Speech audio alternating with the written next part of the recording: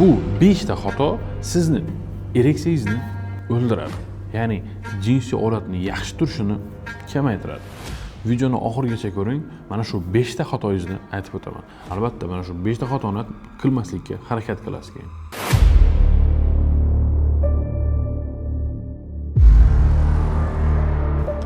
Assalomu alaykum mister va miss obunachalarim, yaxshimisizlar? Sizlar bilan sizni vrachingiz Kamina doktor Sabirov. Bugun mana shu qiziqarli mavzu haqida gaplashib o'tamiz.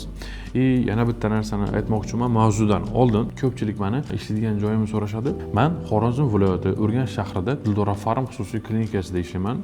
Birinchi kundan 4-kungacha, ya'ni juma kungacha shu yerda bo'laman. Juma kuni va shanba kunlari Surjiment klinikasida ish faoliyatimni olib boraman.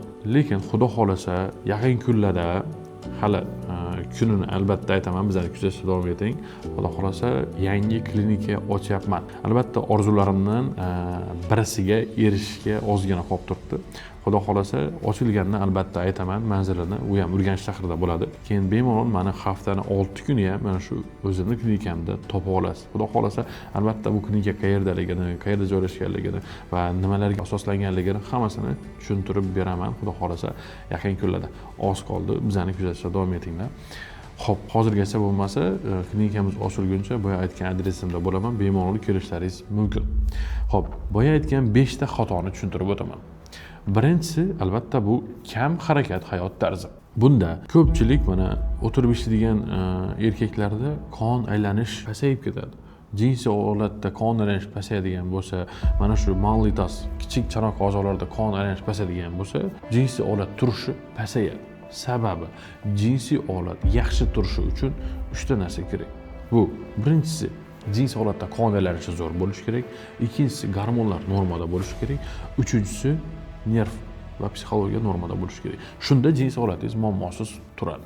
Endi bilib oldingiz, kam harakat hayot tarzi bilan shug'ullanadigan, sport bilan shug'ullanmaydigan, harakat qilmaydigan, kiygan mashqani qilmaydigan erkaklarda bu birinchi xato, birinchi qadam tashlagan bo'lasiz siz jinsiy zaiflikka. Ikkinchisi albatta bu semizlik. Siz kam harakatsiz, o'tiroq hayot tarzidasiz. Nima bo'ladi? Sizda energiya zatrati kam bo'ladi. Shuni hisobiga sizda semizlik bo'lishi mumkin.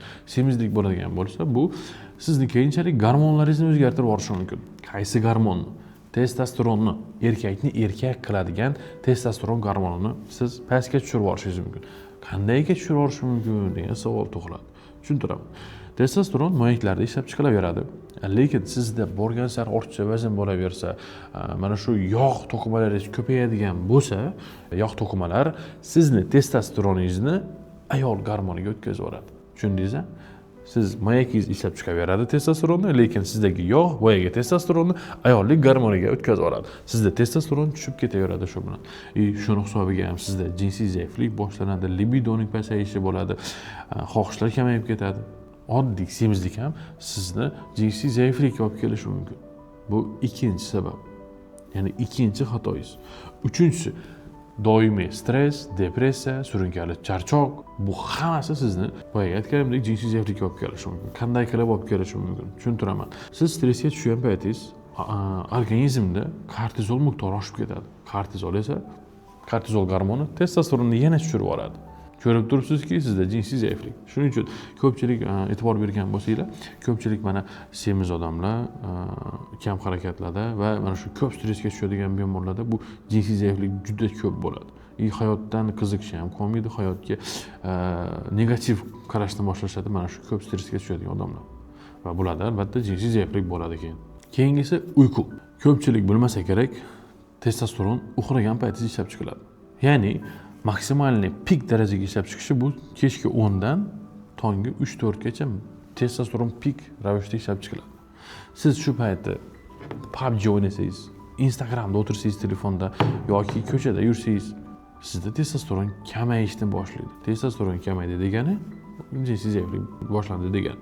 Undan tashqari siz vaqtida uxlamaydigan bo'lsangiz, sizda prolaktin gormoni oshib ketishi mumkin. Prolaktin gormoni oshib ketadigan bo'lsa, jinsiy xohishni kamaytirib yuboradi. Yana sizda jinsiy zaiflik vujudga keladi. Bu 4-chi sizni xatoingiz edi. Endi 5-si zararli odatlar. Chekish, ko'p alkogol iste'mol qilish, narkotik moddalarni iste'mol qilish qon tomirlariga kuchli ta'sir qiladi va sizda qon aylanishini pasaytirib yuboradi. Shuni hisobiga sizda yana jinsiy zaiflik vujudga keladi. Ko'rib turibsiz. Mana shu agar sizda mana shu 5 ta aytgan xatom bo'layotgan bo'lsa, mana shu kamchiliklaringizni, xatoyingizni to'g'rilashga tezroq harakat qilmasangiz, mani ko'rigimga kelishingiz mumkin. Men bo'lmasam boshqa andrologga borishingiz mumkin. Shuning uchun o'z vaqtida mana shu 5 ta xatoni to'g'rilashni maslahat beraman. Shunda sizda jinsiy quvvatingizda muammo bo'lmaydi, jinsiy holatingiz yaxshi turadi, xohishlaringiz zo'r bo'ladi, bemalol muammosiz yashayverasiz. Mani maslahatlarimga rioya qilasiz degan umiddaman. Video ma'lumotlar yoqqan bo'lsa, videoga like bosib esdan chiqmasin, kanalimga obuna bo'lish esdan chiqmasin. Hammaga kattakon rahmat. Savolingiz bo'lsa, kommentariyada kutaman.